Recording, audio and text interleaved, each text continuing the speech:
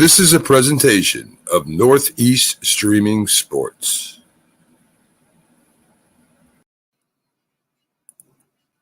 You're listening to TGI Sports Talk with your host Keith Angle on Northeast Streaming Sports.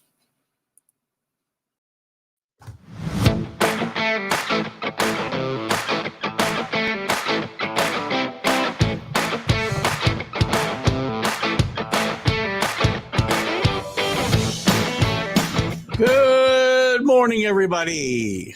Keith Angle for TGI Sports Talk right here on the Northeast Streaming Sports Network. Hope you guys had a great Thanksgiving. Good morning, Dave Guyette. First one in the room today, back on the beam. Hope you guys all had a great Thanksgiving. I did. We traveled out to Long Island, had some fun out there.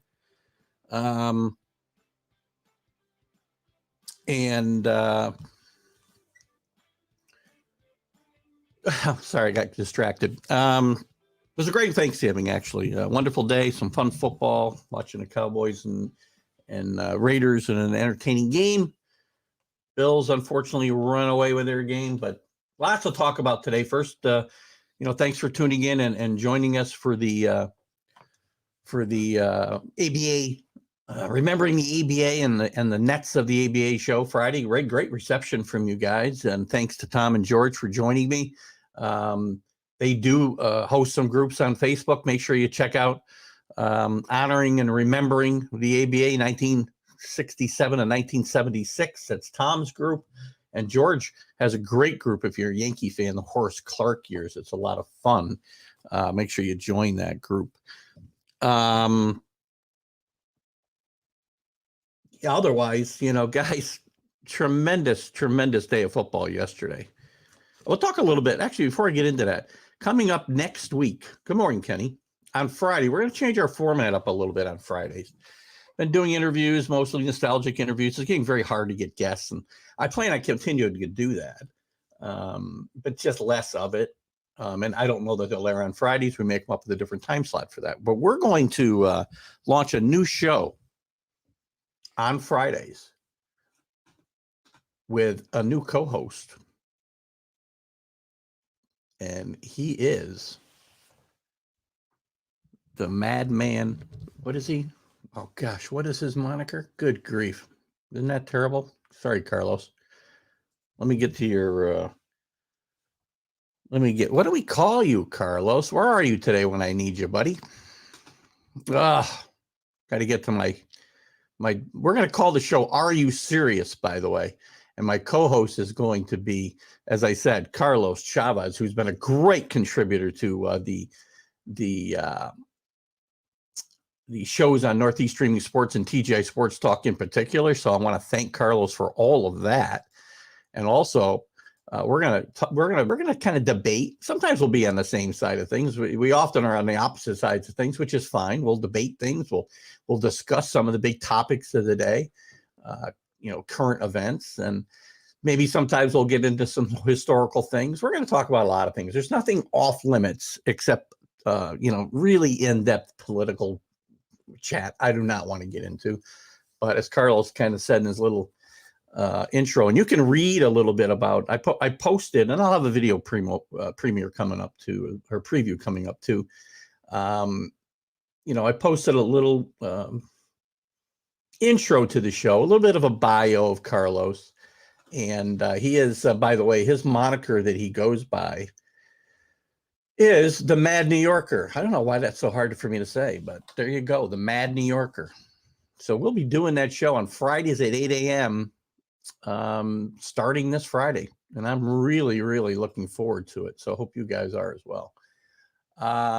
There's Carlos chiming in. Thank you, Carlos. I wish I'd seen your thing before I started looking all over the place for it.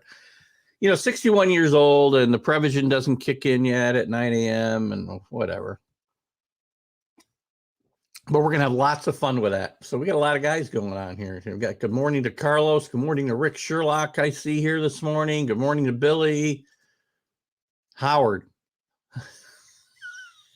I'm not sure what that one is. Rick, where is the committee going to put Michigan now? We'll talk about that today, guys. I wouldn't be shocked to see Michigan jump to 2, by the way. We're going to get into all of that. Good morning, Kenny. So, Keith, there are so many mad New Yorkers, but Carlos is the only one who owns the rights to that name. So, anyway, we'll talk to him about how he got that maybe in our opening show. So, we should have some fun. Again, I'll post a video. I'll have a video preview going up. You can go to TGI Sports Talk, and I'll be sharing that more lengthy preview to the show and what we'll be talking about, and a little bit of a bio for Carlos, the Mad New Yorker. So lots of fun ahead there. Lots to talk about today, guys. We're going to dive into, excuse me. Hold on. Sorry, I like to hit the mute button when that happens, but Billy caught me off guard. Frank, Kenny, when he says Frank, he means Kenny wants his own show, Cooking Breakfast. You know what, Kenny? You can certainly start a show. A cooking show would be awesome. Look at today, guys. We're going to talk about the college football results from yesterday, how they affect the polls that'll be coming out again on Tuesday. Certainly going to be a big shakeup, almost even a bigger shakeup. We'll talk about the Alabama-Auburn game. We'll talk about the Michigan-Ohio State game. We'll talk about Oklahoma State. Notre Dame rolled. We'll get into our NFL conversations, some big injuries. We'll see where we stand right now. I'd like to get into some Major League Baseball and talk about Black Friday for the Mets, their shopping spree. And we'll look at where some other free agents have already signed, as we are very close. Thursday is the day the NFL lockout will begin. And I don't think there's any chance it doesn't happen. Bill needs a cooking show. Bill needs a mixology show, I think is what Billy needs. What's that? I missed something here. We're going to talk a little bit about that Auburn. I got some things, and again, we know how I feel about certain things when it comes to referees, but we're going to talk a little bit about that game. So anyway, let's dive into college football right now. And by the way, Mark Mancini will join us today. He's been on a hiatus with a birthday trip, and then he had a new granddaughter born. But Mark will join us via phone today about 10:25 or so. And we'll talk some topics. He did pick Michigan to upset Ohio State yesterday. So I will talk right now. Well, we got one comment. I don't want to miss it. Why is Oklahoma getting some attention? Why wouldn't they be? They're 11-1 in a Power 5 conference. They beat Oklahoma. They beat Baylor. They beat Iowa State. They beat all the good teams in the Big 12. And maybe the Big 12 is not as good as it normally is. But look, they're going to be 12-1 if they beat. What do they get, by the way? Oh, hang on. Got to get the right. Want to see. Looks like I lost my standings page here. Hold on one second. I want to see who Oklahoma State gets. They're going to get they're going to get Baylor the way they've got the conferences laid out here. They're going to get Baylor a second time in the championship game. Oklahoma State's got a really good team. Mike Gundy's an underrated coach. Great defense they've had this year. Last year the offense came up big. Conference sits down. All right, I can say the same about I could possibly say the same about the Big Ten because look if Michigan loses to Iowa in the Big Ten championship game, Big Ten's not getting a representative. If Oklahoma State loses, probably the Big 12 won't get a representative. There's some places for chaos to happen here. Look there's still a chance that a 2-loss Alabama team gets in, which I will not be happy about necessarily, depending on who they get in over, right? But if Iowa wins, if Baylor wins, Baylor might put themselves in the mix here. Who the heck knows? Notre Dame will definitely be in the mix. Notre Dame will probably be 4 this week. Getting away from yesterday's games a little bit, and Gundy does have great hair. He's still got the mini mullet going. Trying to bring it back like it's I don't know, when was a mullet big? Not 80s? I never had hair. I couldn't really speak to it. Mrs. Gifford is a family chef for breakfast, so we got to look at that. So anyway, Gundy's a good coach, and they've never been able to get over the hump. They've had some really good teams and then lost championship games to Oklahoma, lost their regular season games to Oklahoma or to Texas. Just lost in big spots. But I don't disagree that conference is not as strong as it normally is, because Oklahoma is not as strong as it normally is. Iowa State hasn't been as good as we thought they'd be. But again, I can say that about every conference except the SEC. I had a conversation with Carlos a little bit last week that the SEC, I don't know that the SEC, he thinks the SEC is down this year. I don't. Alabama's down, but other teams have gotten better. I don't think that means the league is worse. Georgia's better. Ole Miss is better. Mississippi State's better. But some of the teams that were used to being really good in Auburn, Alabama, LSU, Alabama to a certain extent, it's only got one loss.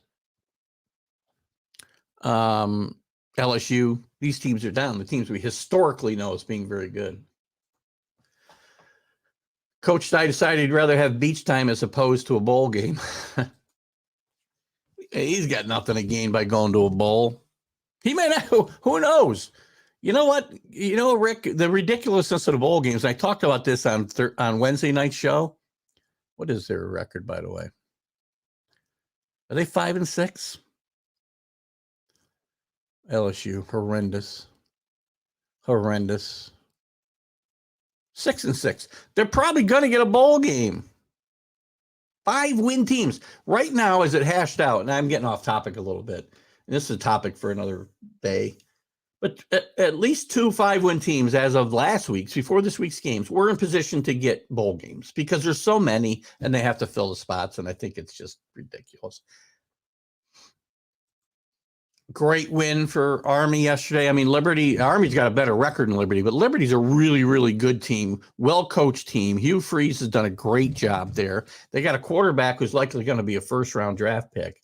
I think that's a really nice win for Army yesterday. And again, I say it every week, one of the best coaches that nobody knows anything about, you guys do because you're intelligent sports fans, Jeff Montkin is one of the best coaches in the country. To do what he's done up there is amazing.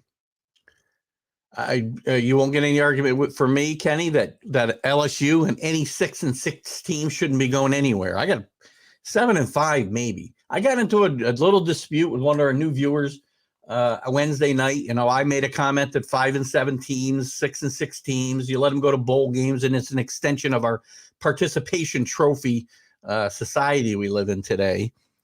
You know, and then he kind of turned around to saying, I want to see the playoffs expanded. So isn't that just the same thing as an extension of the participation trophy? No, I want to open up to really good teams that get shut out of a 4-team playoff a lot of times because of politics. And as Kenny says, money, television ratings, whatever.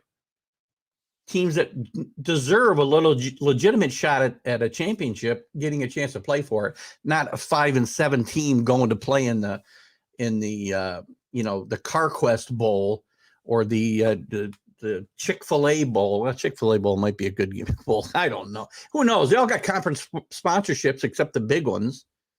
It's all about It's all about sponsorship money and filling up programming for ESPN. Oh, I got off on this topic so fast. You know, Kenny, I am not. Everybody knows how I feel about Cincinnati. I do not count out. Houston has not lost a game since their opening week. Houston's 11-1. Let me check that. 11-1. They have not lost in 11 weeks. The first loss was a bad one, really, to Texas Tech. Not a good Texas Tech team, but the team's playing really, really well. So I'm going to give them a chance to get in, to definitely beat Cincinnati. That should be a very good game. Yeah, they earned a bowl. So did Coach Orgeron say he's not going, by the way, Rick? I may have missed that news. Which is very interesting. The team keeps him on. They fire him, and then they keep him on to finish the season. but then he's not going to go to the bowl game. Is that the deal? I haven't heard this, by the way. So, 10, yeah, you just can't do a 10-team playoff, right? Kenny, if it was me again, I will say this again, I would go 16 teams, 10 conference winners, all get in, and 6 at-larges, and you got a real tournament. And I think it would be fun. I just think it would be fun. All right, let's continue here. Let's get into these games last week. What affects the where's my rankings here? I had to take them down for a second. What the heck? That's the wrong thing. Let's just go from here.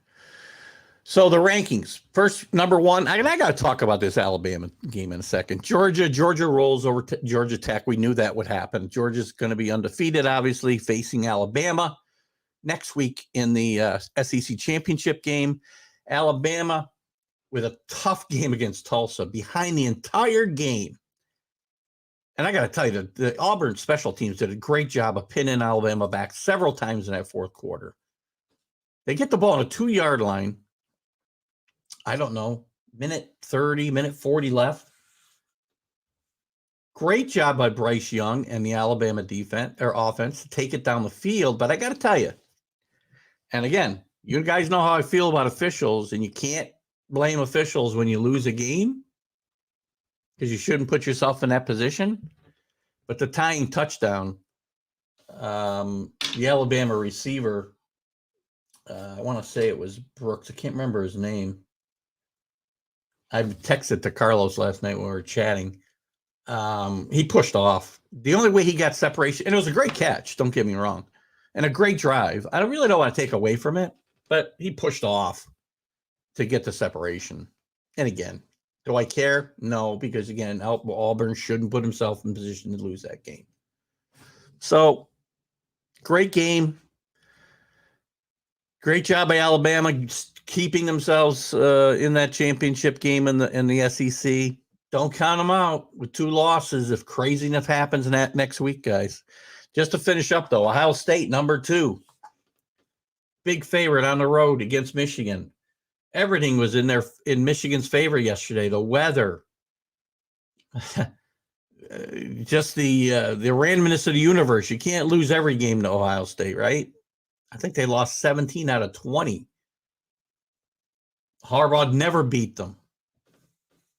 Well, Ohio State went out and got, I think, thoroughly smacked and beat up by Michigan all day. Michigan defense was really good. Offense much better than I thought they'd be. Ohio State's defense is not very good. I thought they'd improved significantly based on what I'd seen, especially last week against Michigan State, but that was obviously a mirage. Ohio State's now removed themselves from the playoff consideration. Michigan will likely, they're going to be in the top 4. I wouldn't be shocked to see them jump to number 2. Alabama stay 3, Cincinnati 4. I think Cincinnati stays 4 no matter what. Alabama could move back up to number 2.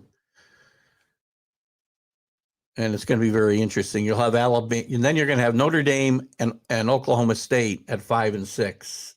And now you've got chaos. If Iowa beats Michigan, as I said before, Georgia beats Alabama,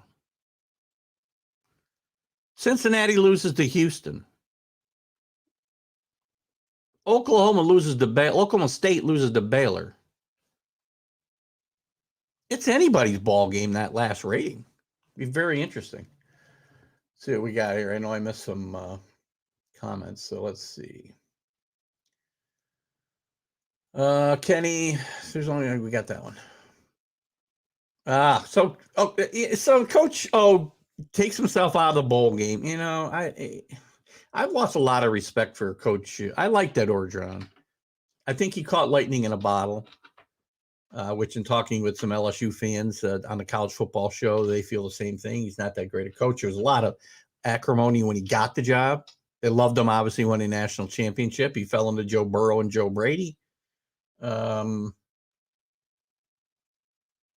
But what you found out about his life after that and the way he had lived his life after that, supposedly, again, everybody does what they do. I don't judge people. They can do what they want. But he was more interested in the celebrity than winning games. And then they fire him at midseason, or they decide to part ways. He's going away with a bunch of, millions and millions of dollars. And then he decides not to coach in the bowl game. Now, maybe that was a team's decision, too. I'll have to read more into it. We'll see. Kirby's not over the hump yet, Rick. That's your prediction, I'm sure. And this is Kirby's shot. He's not going to get a better shot than this one. Alabama's not that good this year. You should not be having close calls with LSU, a bad LSU team, a mediocre Auburn team, but out there starting quarterback.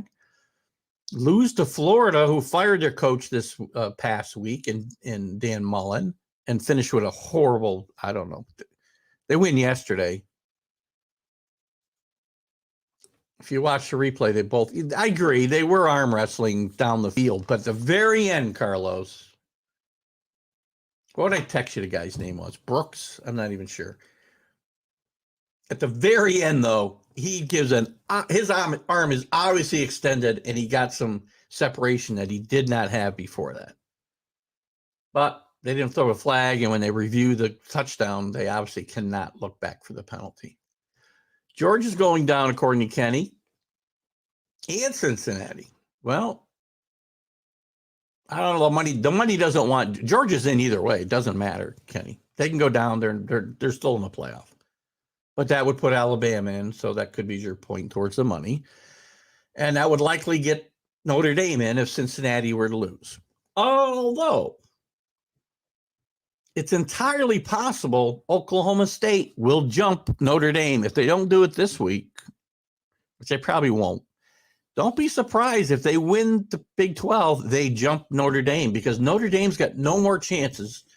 And that's the downside for Notre Dame not playing at a conference when these other teams all get an extra week to show their wares. And if they play well, all bets are off. Money or no money. The money's there no matter what. Just run the ball. Not sure where that one goes. Sounds like Coach O was having fun. Coach O was having a lot of fun.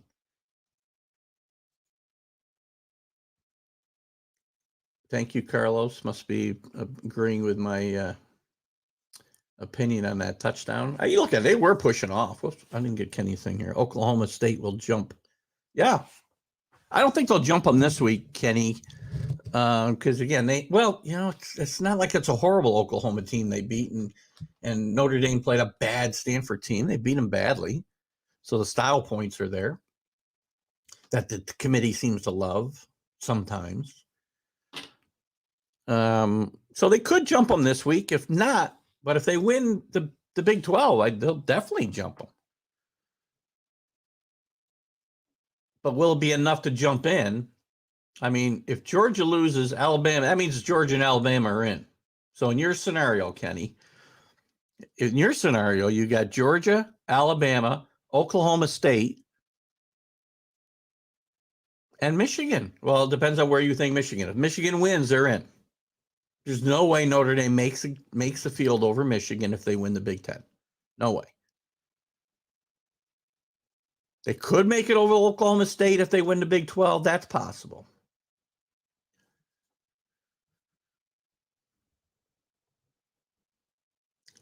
Well, look, you can only, whatever. Again, this goes to my point. This goes to my point about playing. They've got to play a Charleston Tech Little Sisters of the Poor. Don't play them. That hurts. I don't care who they're playing. This team's very, very good.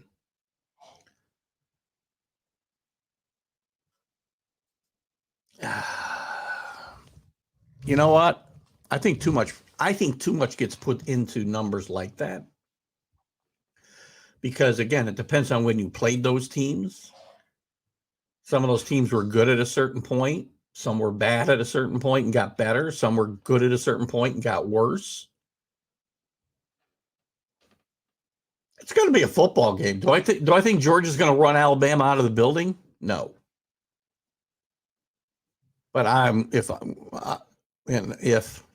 I'm likely betting that game next week, depending on what the line is. I'm sure the line's out now somewhere. Somebody can tell me what it is, the early line. I'm likely on Georgia unless it's something crazy. Forget it. Yeah, Ruford. Oh, God. They're both good teams. You know, they're both good teams. Georgia. And by the way, Billy,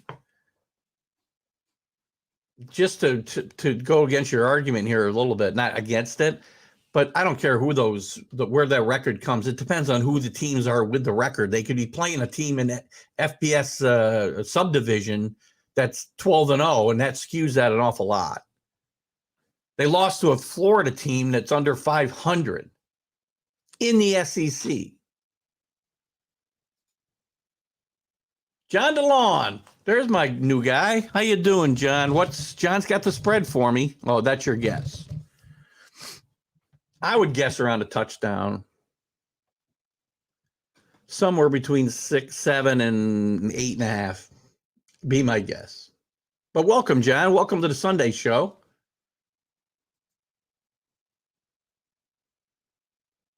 Numbers don't add. I agree. You know, the numbers only say so much. 6.5. There you go. That's even better. I'm all over Georgia at 6.5. Those 7.5s, man. I hate them. Hate them. So anyway, it should be a good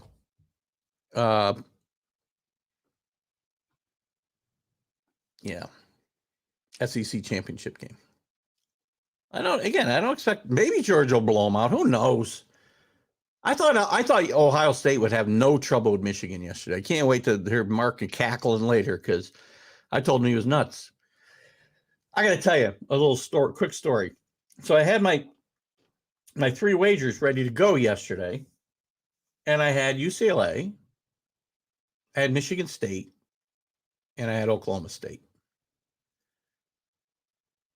And at the very end, I was concerned about some stuff I heard about the flu going through Michigan State, blah, blah, blah, blah, blah. I take Michigan State out. I put Ohio State in. Dumb move. So winning, instead of going 2-1, I go 1-2 because Oklahoma State lost by 0.5 point. They were 4.5 point favorites. Horrendous. Who's betting? You want to bet a beer with me? I'll bet you. John almost said 6.5. You know, that's a good, you were pretty close. As long as Johnny's on Alabama. Look at Johnny was all over Michigan this week. So I don't know. I don't know what to say. Let's look at some of the other games yesterday. You know, there's some crazy scenarios out there. I mean, Ole Miss wins, by the way, of course, on Thanksgiving. Actually, the pre-Thanksgiving portion of our little club, I was 4 for 4. I should have kept the holiday going, apparently. Cincinnati wins pretty big over East Carolina. Nice win for them. At this point, doesn't matter. Beat Houston and you're in. Seedings might matter, but it doesn't matter. They're going to play a good team in the playoff, and that's all that matters. Iowa wraps up the Big Ten West with a 28-21 victory over Nebraska. That game was on Friday. And then, of course, Wisconsin ends up losing to Minnesota yesterday. These games don't really matter. We'll skip over them. We know Notre Dame rolled over Stanford 45-14. Georgia rolls over Georgia Tech, which we knew would happen. We talked about Michigan really dominating, in my mind, Ohio State. To me, it wasn't even as close as the score. Auburn slides by Alabama. What do you guys think, by the way? I hate it. First of all, I hate the college overtime rule to begin with where they start the ball on the 25 and, you know, but you only do that for 2 overtimes now, and then you just go for 2-point conversions the rest of the game. I think it stinks. It's not football. It becomes like a shootout in hockey. So you play 60 minutes of football, then you change the game, play something different. I'd love your guys' opinion on that. I think the rule stinks. And ties are okay. For 120 years or whatever, 100 years, ties were fine. Now, not in playoff games. You got to have some kind, but play, do what the pros do. I don't know that it's perfect, but first of all, regular season play, let the ties stand. Oklahoma State, as we said, 13 unanswered points in the fourth quarter to come back and beat Oklahoma 37-33. Nice win there. That sets up the Big 12 championship game with Baylor, who squeezed by an improved Texas Tech team 27-24. Oregon bounces back, but so what? They're going to play Utah for the right to go to the Rose Bowl. Michigan State beats Penn State. Dummy me, getting 4.5 at home. I jump off of Penn State, go on to Ohio State. What an idiot. BYU continues their dominance of the Pac-12. They're joining the Big 12 the next couple of years. They should have joined the Pac-12. They're undefeated. They're 5-0 in the Pac-12 this year. Minnesota, as we just said, beat Wisconsin 23-13 to put Iowa in the championship game in the Big 10. And do not discount Iowa beating Michigan. This was Michigan's championship game yesterday. Got to be careful of a letdown there, man. I'll get to your comments in a minute, too. Let me go through the rest of the top 25 and our military academies. LSU gets to, again, bowl eligible, 27-24 over Texas A&M. Very disappointing Texas A&M team in my mind. Pittsburgh now is set up for a really fun ACC championship game with Wake Forest, as you'll have Pickett against, Hartman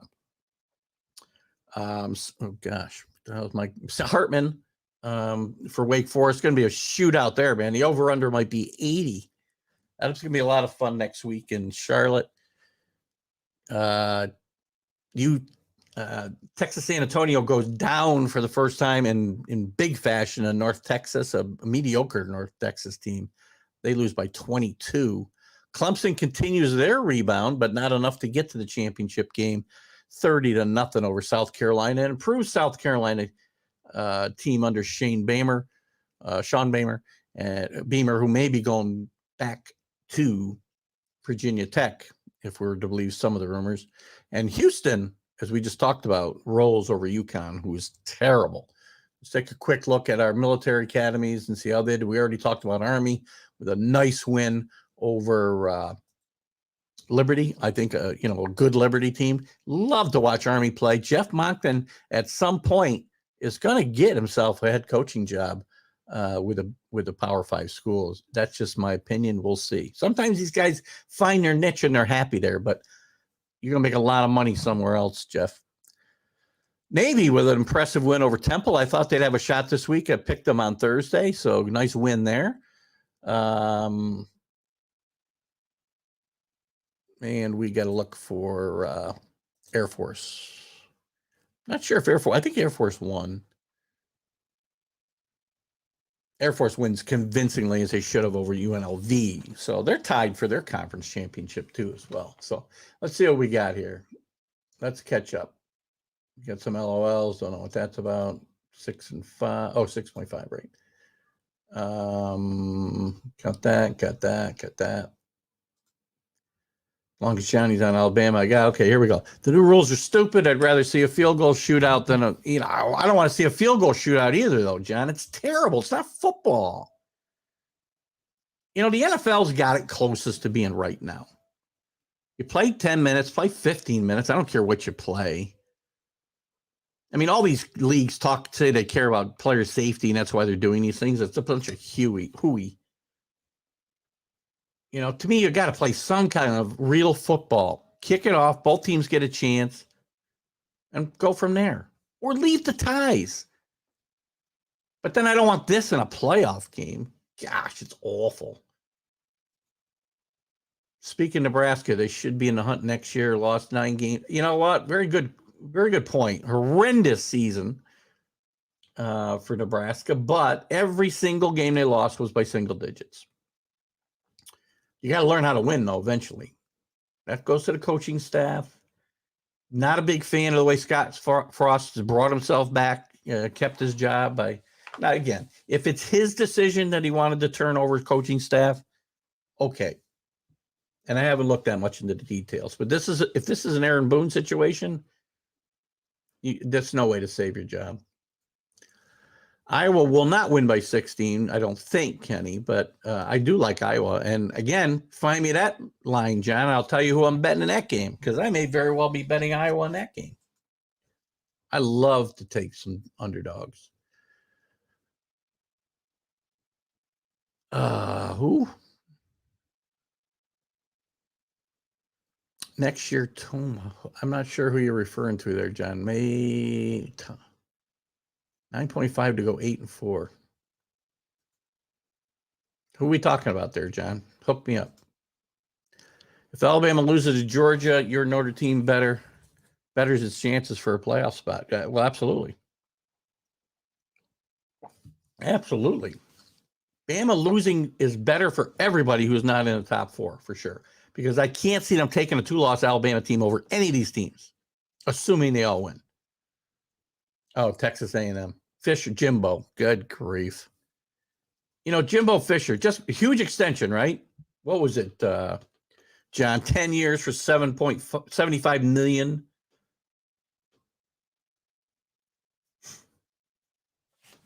Jimbo Fisher is one of the most overrated guys. I mean, look he won a championship at Florida State, and he's been living on that for years. Years.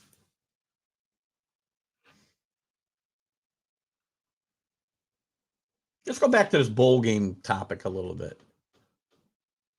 Again, these teams shouldn't be getting in at 6-6 and 5-7. John, I know you were here earlier. You and I debated this the other day. Too many bowl games. Got to do away with some of these games. I don't care about them. I don't even watch half of them.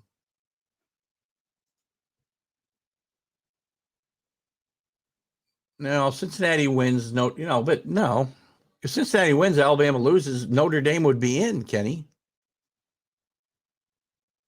If Notre Dame stays at 5, the keys for Notre Dame, Cincinnati's a key. Yes, I agree. Alabama, Michigan, Oklahoma State. All 4 of those teams lose, Notre Dame's in. Maybe any combination of one of those teams losing, they're in. If it's the right combination. If Alabama loses and everybody wins behind them, then it comes down to Notre Dame and Oklahoma State. You better worry about that game too. 10 years, $75 million is the old contract. Oh, is it?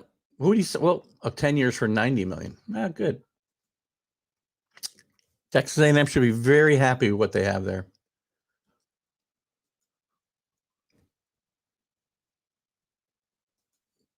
Well, look at Oklahoma State. It's going to become very interesting. If one of those 4 spots comes open, Georgia's locked. But Alabama, Michigan, and Cincinnati have all got to win to stay in. Any one of them loses, they're out. So there's 3 chances for Notre Dame and Oklahoma State to get in. If one of those lose, then it depends on whether you're going to jump Oklahoma State over Nebraska or Notre Dame.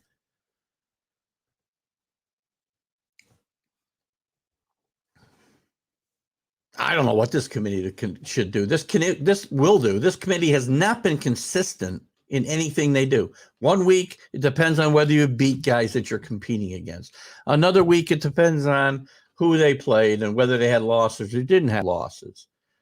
And the next week, it doesn't matter whether they beat a team they're in competition with. It just, they just don't have any consistency at all.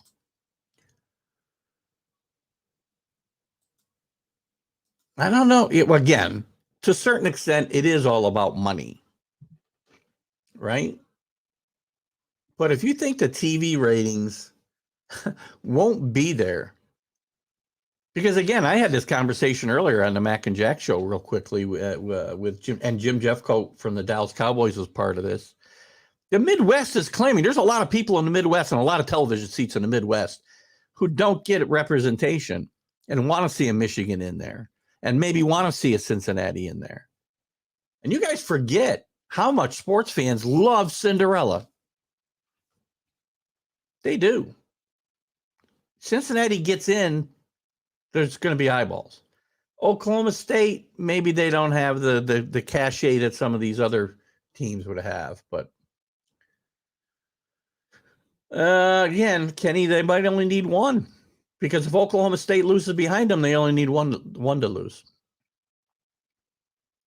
But again, if you're assuming Oklahoma State wins, then yes, you probably do need two. Would be my opinion.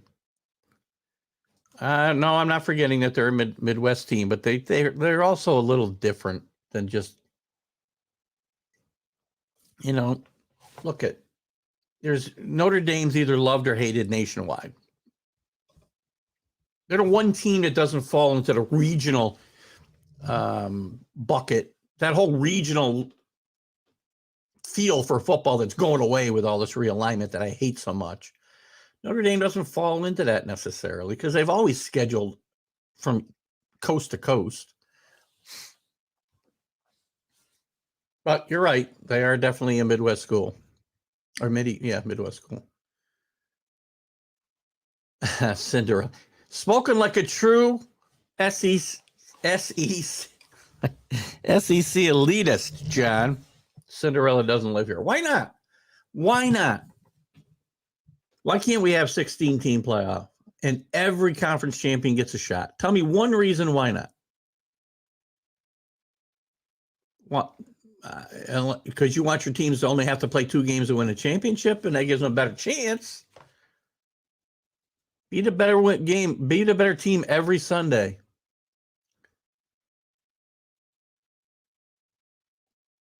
Well, I don't doubt that. Why wouldn't they? Notre Dame will always have more fans at a neutral site than anybody, I would say. Always. Because there's Notre Dame fans everywhere. There's Alabama fans everywhere, but probably not in the northwest part of the country. Notre Dame's a nationwide brand, as is Alabama, but not in the same way. How'd that game turn out, by the way, Kenny? I do know how it turned out. If Oklahoma can't get it done in 4 recent tries, then what the hell makes you think Cincinnati can get it done? I haven't seen them play. I'm not going to judge Cincinnati's chances on what Oklahoma's done in the last 4 times out. That's why we play the games. Cincinnati's got a better defense than any of those Oklahoma teams had. If you want me to compare them, they got a veteran quarterback. I know those Oklahoma teams had great quarterbacks, but I don't see how that argument stands up. Well, yeah, SEC wants to stick with actually the SEC wants either 4 or 12. They don't want 8. The SEC and Notre Dame are dead set against 8 because there's only going to be 2 at-larges in an 8. Right now there's 4. You got 4 chances, Notre Dame and the SEC and everybody else, to get in a playoff. If you go to 8, well, if you're Alabama or Georgia or whatever, you've got 3 chances because you got your conference champion and 2 at-larges. Notre Dame's only got 2 chances to get in that scenario. So you're not going to see an 18 playoff. You're going to see 12. And there's no way this isn't happening, by the way. It's just a matter of when. They say 5 years from now. It will happen. It has to happen. I still think they should go to 16. Even though I'm taking a risk of getting sued every time I bring up that 16 team playoff scenario, because that whack job on YouTube thinks he's the only one who's ever thought of it. And he wrote a whole book about it, which I'm sure nobody bought. Where was I? Yes. Oh, I know, right? Plus, what's his name was getting catfished then, right? God forbid the best team make the playoffs. The best teams will make the playoffs, John. That's the part I can't seem to get around. I'm not talking about having a 64-team playoff. The best teams will be in the playoffs, and they will play the worst teams in the playoffs. And if they can't advance, then they're not the best teams.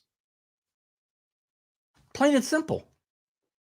You should have no fear of playing those teams based on what you're talking about.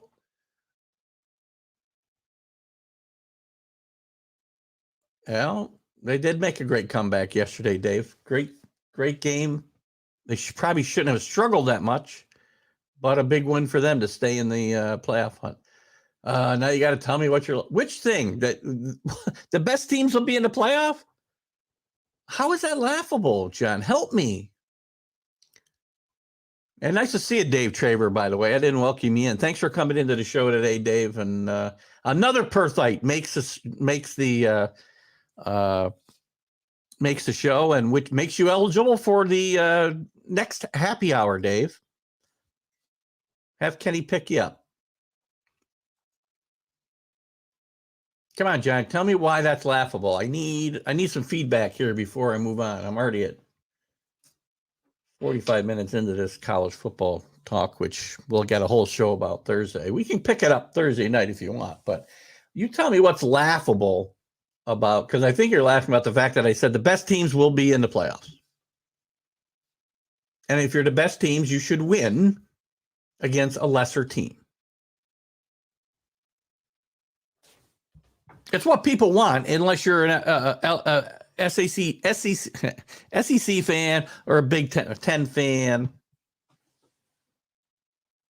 or a Notre Dame fan. It's what people want.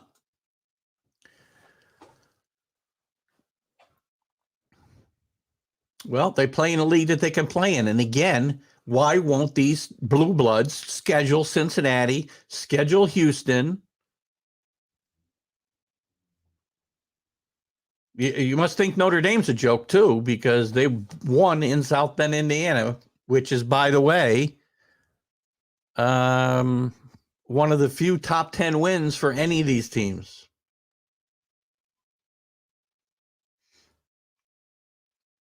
So, and why should I care whether Cincinnati gets blown out in the first round or just Notre Dame gets blown out in the first round or Georgia gets blown out in the first round, which we've seen?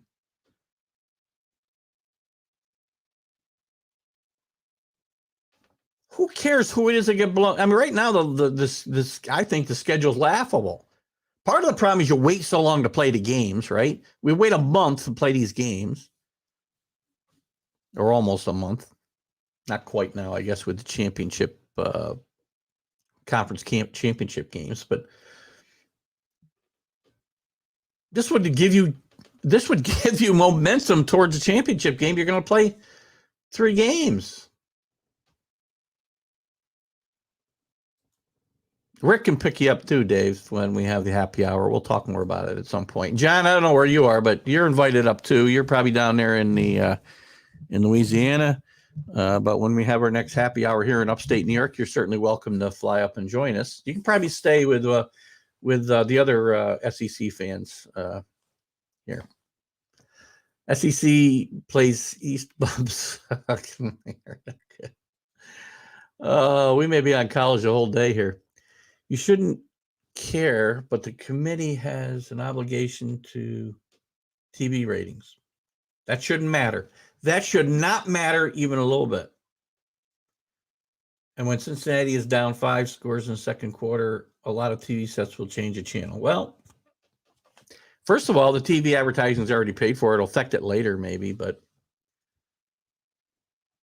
now, look at if that's what the committee's basing the playoff matchups on, then the whole thing is wrong. And you guys are right. I'm not saying you're wrong. Kenny talks about money all the time.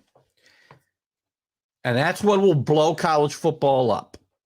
You know why NCAA basketball tournament is so successful? And their rankings and their ratings are really good, by the way, is because everybody gets a chance. And guess what? The cream normally rises to the top after the first round or so of a couple upsets.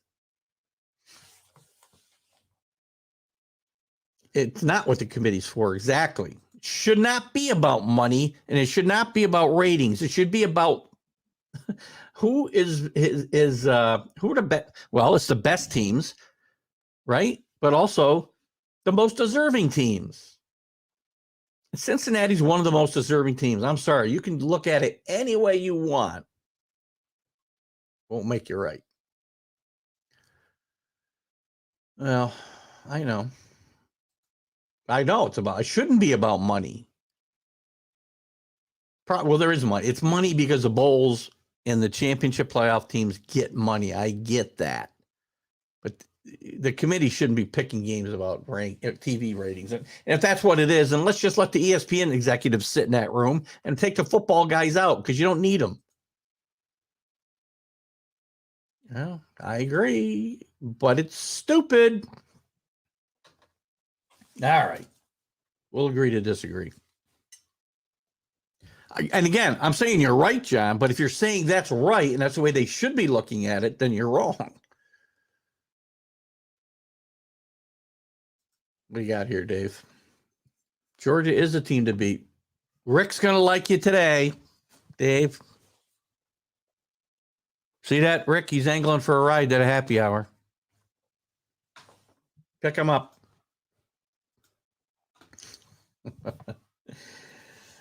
All right, guys.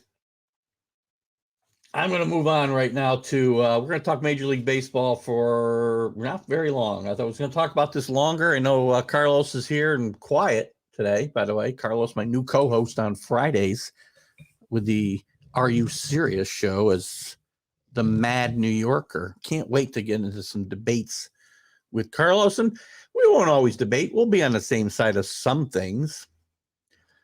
I'm looking for one, but we'll be on the same side of some things. Well, what do you got here, John? No, I know what you mean. But again, let them. Hold on.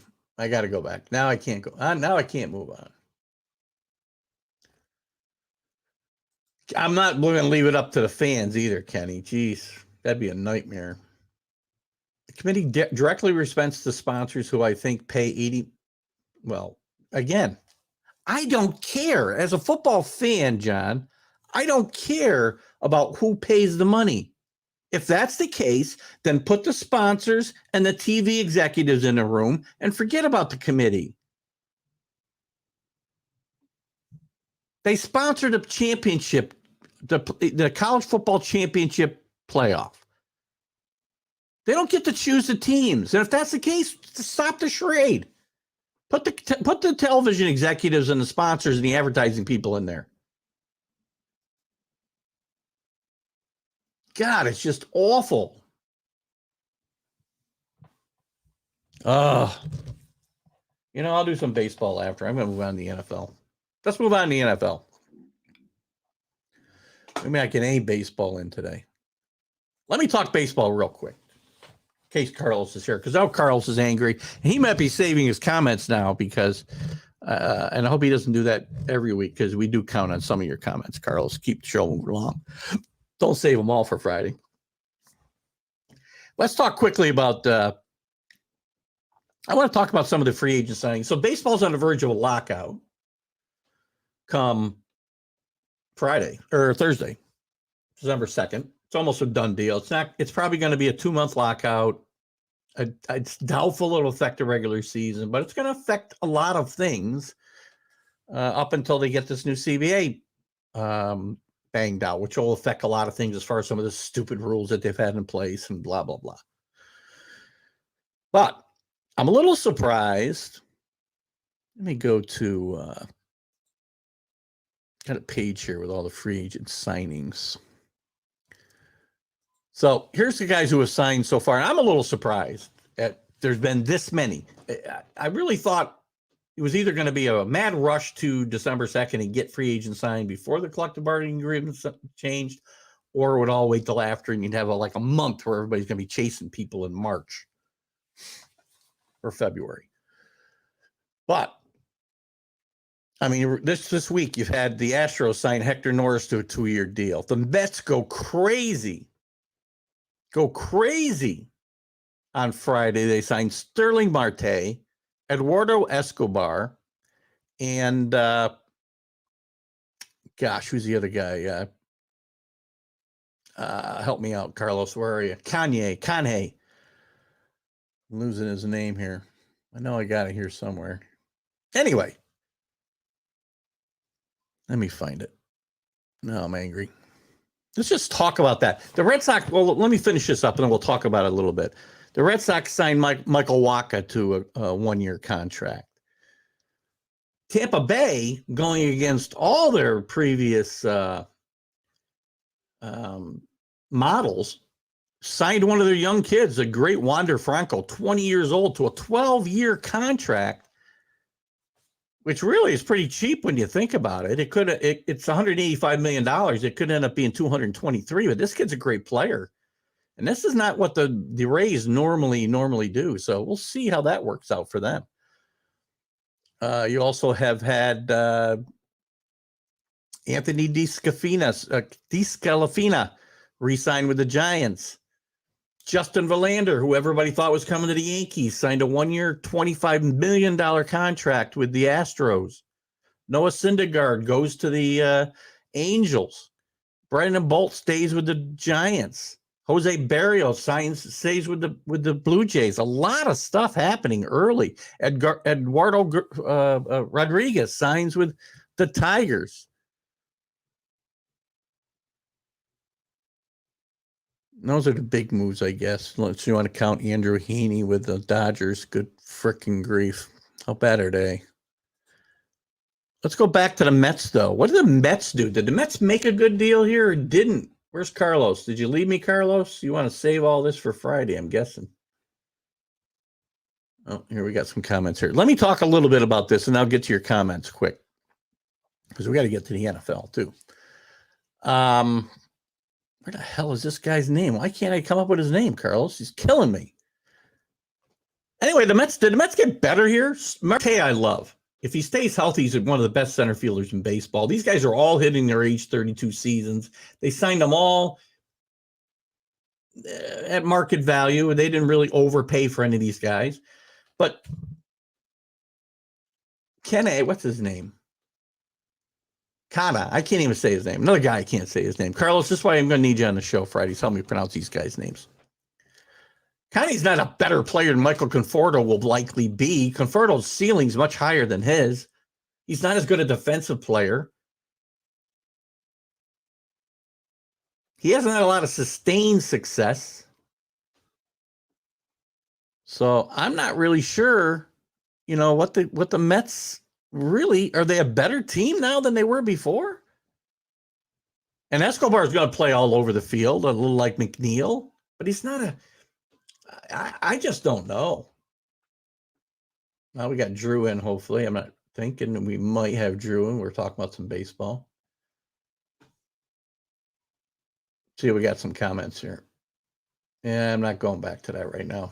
We'll talk more college football on Wednesday. Lots of it. Carlos is making biscuits. We got another baker here on Fridays. Or what day is it? Sunday. I don't even know what day it is. Always liked him. He hosted some great parties at his parents' house. Oh, Dave Traver. Make sure you pick Dave up for the party. He's going to be invited now that he's come into the show. Anybody who comes in is invited to the... I didn't pay to make it happen. You know what? There's where you're wrong. I got to back up now. I'm sorry for a second. Guys, I'm really sorry I got to back up to college. But, John, you know what? I did pay. You did pay. That money those sponsors are paying, where do you think they got it? Where do you think they got the money? All of us. So, yeah, I did pay. And I shouldn't have a say in who's in that playoff any more than they should. We'll pick that up, I promise. Let's get to the Mets. Mets overpaying for Marte. I think that's fair market value, Carlos. 32 years old, 4 years. I mean, look at guys are signing 8, 9, 10-year contracts at 32 years old these days. I think that's the one piece I think the Mets made the right move on. They get to move Nemo to right field, although they got to pay Kana, whatever his name is. Kana? Got to pay him too. You got to play him somewhere too. I'd be more worried about paying him. I don't think Drew's here yet. I was going to say hello, Drew, but I don't think Drew's on this morning. How long will the lockout last? Who wins ownership? You know what? Nobody wins. We lose no matter what happens here, Rick. I can tell you that. I think it'll be 2 months. And I do think that we'll win in the sense that some of these stupid rules are going away. Runner on second base, 7-inning doubleheaders. Some of this nonsense is going away, but we're going to get a universal DH. So if you like that, then you're a winner. But you know who wins? The players and the owners always win. Ticket prices go up. I didn't see they got priced. When did that happen, Carlos? I missed that. That had to be a trade, obviously. That's a lot of money, though. Not a fan there. Well, looks like we got our first topic to talk about on Friday, because I'm guessing Carlos is talking about No Way on Marte. Make sure you jot that down when we talk tomorrow, Carlos, for Friday's show topics. Billy's going to have you on his show, Carlos.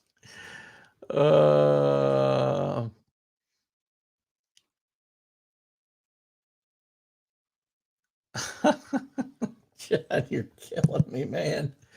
Oh, my God, John. I don't even know how to respond to that one. We're comparing the...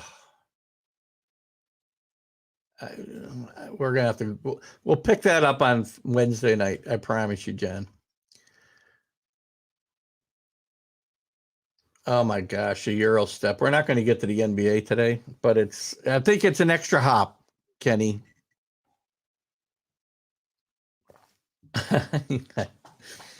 Killing me. What else do I want to talk about Major League Baseball before I move on? Oh, God. We talked about... we had a trade, too. Frazier gets traded by the Padres, who was a huge disappointment once he got traded from Pittsburgh to San Diego. He gets traded to the Mariners this weekend. I was going to talk about the award winners, but I think we're going to have to move on and get to the NFL. We'll talk about that hopefully next week. I don't know. Maybe that's a topic we can chat about, you and I, Carlos. I haven't really looked at the award winners that close. Because I have looked at it close, but I haven't really dived into it because I've been trying to fit into this show and it's not working out. So you got some activity. You got some activity in Major League Baseball, but you're going to have a lot of no activity for about 2 months come Thursday. So let's see if we get a flurry of signings or trades before Thursday. It'd be very interesting to see. John still got me on football. No, I don't. No, I never said that. There's like 16 guys on that committee. Why should you think those guys should represent sponsors? You think that's the way to go? Big business doesn't run enough stuff. And again, I don't want to get off on a political comment because I won't do that here. But you don't think big business runs enough stuff in this country? Let's let them run everything and have say on everything that happens. All I want is to see a good college football playoff with teams that deserve to be there. So expand it. Your team's still there. The protection the SEC wants is still there, and you're going to get more teams in, by the way, because that's the only way your LSU team's probably going to get in most years. Just a fact, John. Breakfast is on back. Oh, well, breakfast has got to take. No sponsors means no. There'll still be games.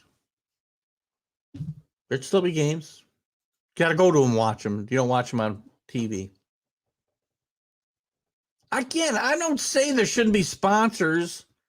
And I don't say money doesn't matter. You want to let the sponsors. Well, why don't we just let the sponsors decide who gets in the World Series every year? Why don't we let the sponsors decide who gets in the Super Bowl every year? Think about the logic, John. It doesn't make any logical sense. And I'm not saying it doesn't happen, because that's likely what's happening now. I'm not disagreeing with that. I'm saying it shouldn't.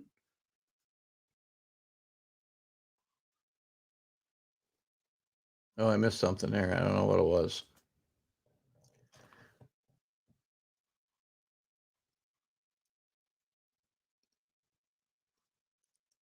Wait a minute. Whose record is 60? You mean the teams they played against? But the record says they're one of the best teams in the country. That's why I want to expand it. Let them get killed. What does it matter if we expand to 12 teams, 16 teams, 18? I don't care, whatever. What do we care if LSU is the best team in the country and plays Cincinnati, who's the 8th best, and kills them? And if they don't, then your team wasn't the best. AAC, I know. I know what you meant. I get it. I get it, John. I get it. I get it. I think we're going to agree to disagree on this. I don't know where Carlos stands. This may be a topic for Friday's show, John. You may want to watch out for the Friday morning show too. You're going to be an excellent participant in the comment section of that show. So please tune in. John, doesn't the money people rule you and us enough? Yeah, see, that's what I'm saying. But by the way, when Saban retires, the parity will return the SEC, and my team will make it more. I don't disagree. I mean, they're not a bad team. That's a good conference with a lot of good teams. Does not mean Cincinnati will not be competitive in this playoff. Anyway, move on to baseball. Take Chris. I'm done with baseball, Jen. You talked through the whole baseball section. Moving on. Let's go to the NFL, guys. Let's look at real quick before we get into any stories here. Let's look at last week's TGI Sports Talk Pro Pick'em. Again, you guys are playing for $100 Amazon gift card. Let's not forget. And last week, not a great week. Holy moly. Mark Matheson extends his lead with 11 wins. I don't know who he's betting because he ain't betting these teams. I can tell you that right now. He's at the bottom of the cigar box standings. Kenny Gifford with a respectable 9. TGI Sports Talk comes in with 9. Ryan with 9. I'm sorry, 8. Mike with 7. Robert 7. Mark Robertshaw 7. Drew with 6. Mickey with 5, Carlos with 5, and I think Rick has dropped out. Are you in here, Rick? Did I miss you? Anyway, overall standings right now. Mark has got and I think this is before this week's games. I don't think they're factored in here. They might be. He's got a 9-game lead over Ryan. He's got 96 wins. Ryan's got 87. Mark with 84. Mark Roberts has been crashing here. Kenny's moving up, but still 14 behind. Very tough to catch now with this little bit of weeks left. TGI Sports Talks at 81. Carlos at 77. Robert at 75. Mike at 74. Drew at 71. Missing games. Mickey missed some games at 62. Rick missed a bunch of games, I think, at 58. So it's hard to judge that. And then we've got guys I think have dropped out of the pool. So anyway, that's where we stand there. I'm going to do my picks for today. Okay. And maybe I'll give you my picks who I'm going to bet. I did bet, by the way, the over in the Cowboy game. So we won there. Did not touch the Lions. Although I picked the Lions, just an FYI. So in the pool, I picked the Raiders. I picked the Cowboys rather to cover, but I bet the over. So I'm 1-1 for the week. Buffalo, 4.5 over New Orleans. Already a winner. Buffalo's back in first place by half a game until my Patriots play today. I like the Bengals -4.5 over Pittsburgh today. Just do not like Pittsburgh. I know they're 5-4-1. They've been hanging in there. That division's going to be kind of look. It's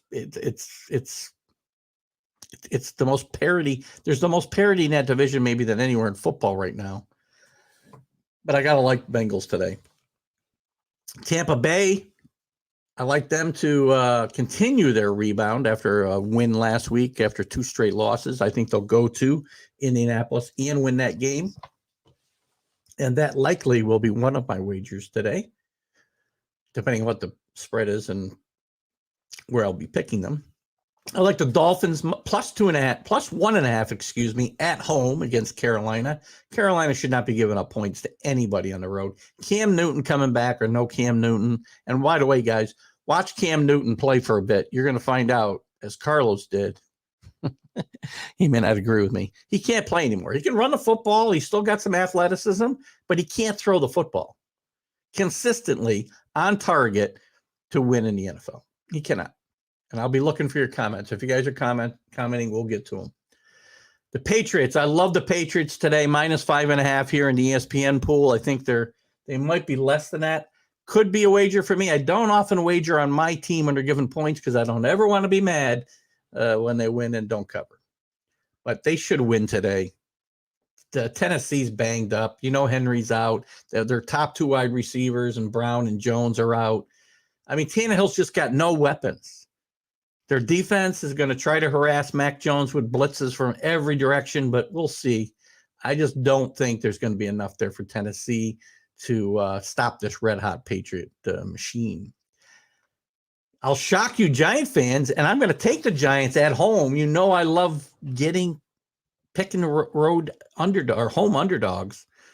And I like the Giants in this matchup with the Eagles, who I still do not believe in, even though they've moved to 5-6 in that NFC East. But I'm going to take the 3.5 in the Giants today. Not sure I can bring myself to bet the game. I'm also going to take, I'm going to take the Jacksonville Jaguars. I just changed my pick, by the way. I had Atlanta. I'm taking the points and Jacksonville today. The Jets, I'm going to take 2.5. I'm going to take the 2.5. They're at Houston. I think the Jets getting Wilson back. They need to get calmed down, right? I'm not a bit. Their coaching situation has been a nightmare with the messaging he sent out. And again, he's a first-year guy. I'll give him a pass, but he seems right now to be in over his head. Bill Belichick looked in over his head in Cleveland, so I'll give him a pass here this year. But this team has got to start showing some competitiveness, some fight. And they need to start getting a clear message from the coaching staff as well.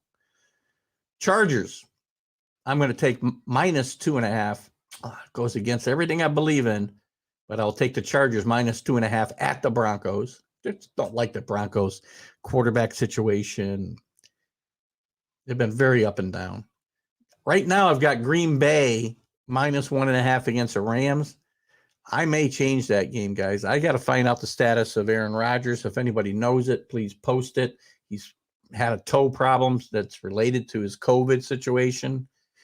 And I hate picking Aaron Rodgers anyway, but right now I'm on him. I'll take Jimmy G and the red hot 49ers. They've been playing very good football of late, minus 2.5 against the Vikings, who are playing some better football. And Rick, if the story I read yesterday about Mike Zimmer dating this supermodel, I understand why they're struggling, because he can't have his mind on football, man. Was this a true story, Rick, or was it some kind of fake news on Facebook I saw? I'll take the Ravens minus 4.5 against the Browns. Still a little beat up. The Browns are very up and down. I just like the Ravens in this game at home. And I'm going to take the team formerly known as the Redskins minus 1.5 against the Seahawks. I don't like these teams traveling west to east. Fortunately, that is a Monday night game, so maybe it will not impact them quite as much. Anyway, those are Keith's picks today. Let's see what you guys have been saying about them, because I can't see your comments while I'm going here. So what do we got? We got anything you guys been talking about while I've been gone? Not gonna go there. John's still on the. John's still. I guess that was up there before. Sorry, John. Mark's using a computer. He ought to use it when he makes real wagers, Kenny, because he's not working out too well there. Hope he's not watching. He'll be mad at me when I see him here in an hour and a half for the Patriot game. He's sucking his toes, I guess we're talking about. I didn't see that. If he doesn't make the playoffs, he'll have a lot of time to spend with her. You take a look, and maybe I may have seen a false story. I don't know. I just was thumbing through stuff yesterday, and I saw this story about Mike Zimmer and the supermodel, and I thought it was just an odd story. What else do we want to talk about? The Giants with a big move this week and firing Jason Garrett as the offensive coordinator just has not worked out. Him and Daniel Jones just didn't mesh. Joe Judge has got to make, again, this is the type of move I don't have a problem with a head coach making. He's firing his offensive coordinator during the season, not to save his job, just to save this team. I still think there's hope for Joe Judge. I think the Giants have still got some decent talent on this team. Daniel Jones has played better this year than he's played in the past. It's still not good enough to be a consistent NFL quarterback, a winning NFL quarterback, but we'll see. We got the Rodgers situation we talked about. I don't know if he's playing or not playing because of this whole COVID toe. I never heard of COVID toe, but maybe I did. Maybe I heard something. It is a lingering after effect of COVID where it gets into some of your digits. Can't read my writing there. See what I might have put down. So standings. Let's see. Some other stories. Anyway, it does turn out we got Wilson back for the Jets, which is good news. The Giants are expected to play Barkley today more. I told you about the. I told you about. I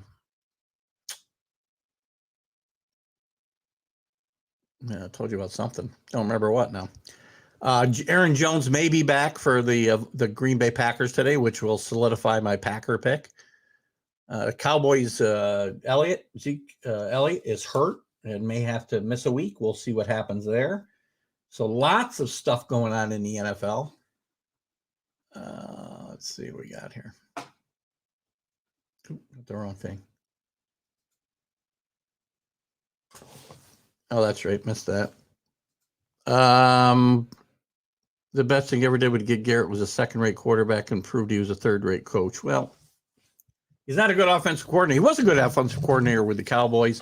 He just wasn't a good fit. I don't know that Jason Garrett's a horrible coach, but I know he did a horrible job here. He didn't really make it over the hump as a head coach, which I don't think he'll get another shot. Although he was up for this giant job at one point. Anyway, it remains to be seen what's going to happen here. One thing I want to say before I forget, I'll say it in a second. We'll leave that for a second. As far as the standings go, guys, things are really starting to, there's a lot of games to go. With this extra game, a lot of things can happen. Rick Sherlock speaking up on Aaron Rodgers, I believe. I hope I didn't just ruin my keyboard again, guys. This will be the third one I've ruined with coffee.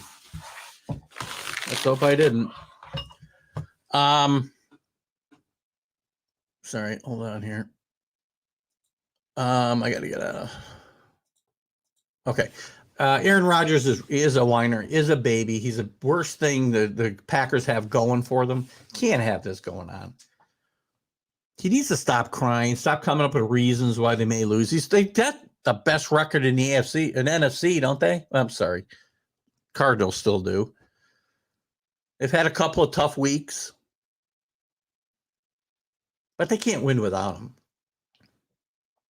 I will say your Vikings are coming up strong on the outside there. Rick got themselves into playoff contention. This extra game, that's what I started the game, puts a whole new, spin on these last 6-7 weeks of the season.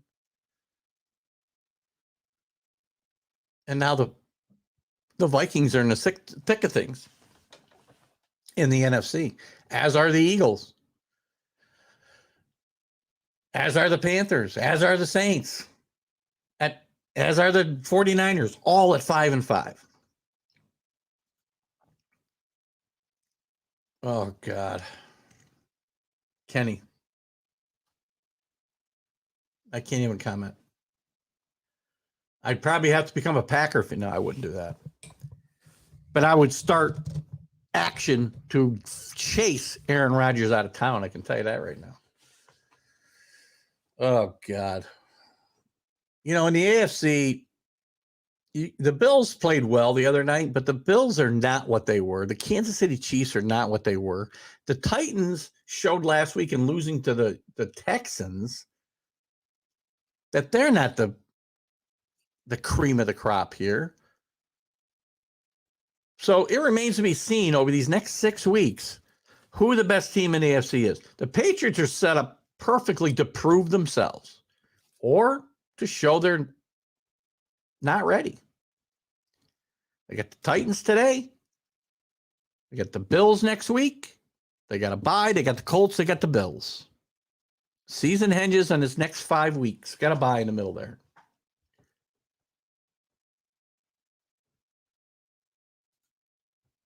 Who's out? The Vikings starting defensive line?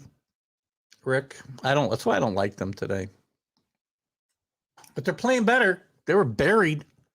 They're in contention at least. And that's what the NFL wants, right? Every team. I mean, the AFC, you got to have 1, 2, 3, 4, 5, 6, 7, 8, 9, 10, 11, 12, 13, 14, 15. I'm sorry. 13 teams in contention for the playoffs right now, whether it be a division title or a wild card. In the AFC, in the NFC, 1, 2, 3, 4, 5, 6, 7, 8, 9, 10, 11. And that could change a lot in the next 2 or 3 weeks because these teams are really bunched up in the middle. When you start looking at those last couple of spots for the playoffs, there's going to be a lot of teams in contention when we get to the end of the season. Other than that, I don't have a lot to say about the NFL. Anybody got anything else? What do you got here? Dave Traver, Cowboys get Cooper. They need him. I still don't trust their defense, Dave. They played better with under Dan Quinn. I don't know that I trust them, though. I mean, that's not a great Raider team that they gave up a bunch of points to and big plays all over the field Thursday. That's a game they got to win. They've lost 2 in a row after a really strong start. They're fortunate they're playing in that NFC East and they can withstand these injuries and this little slump. I love Dak Prescott. I mean, I think a lot of people that are down on the Cowboys, I've been high on the Cowboys this year. I thought they would really turn it around a bit. I was happy when they hired Mike McCarthy. But there's just something wrong there. What's something wrong there, in my mind, is at the top. Dave agrees. They have played better in spurts, right, under Dan Quinn, who's likely going to. I'm watching that game Thursday, and I'm listening to these guys in a pregame, I think, pushing Dan Quinn for job openings. I don't know why anybody's giving Dan Quinn a second chance. Dan Quinn's probably a very good defensive coordinator, and if he sticks it out there with the Cowboys, he may very well turn them into a good defense. But Dan Quinn as a head coach was a huge failure in my mind. Did he get the Falcons to the Super Bowl? Yeah, but he blew a 28-3 lead, and then he proceeded to go the next couple of years and blow more 3-touchdown leads in the second half of any coach I can remember in the history of football. So why guys are in love, or any owners would fall in love with Dan Quinn, is beyond me.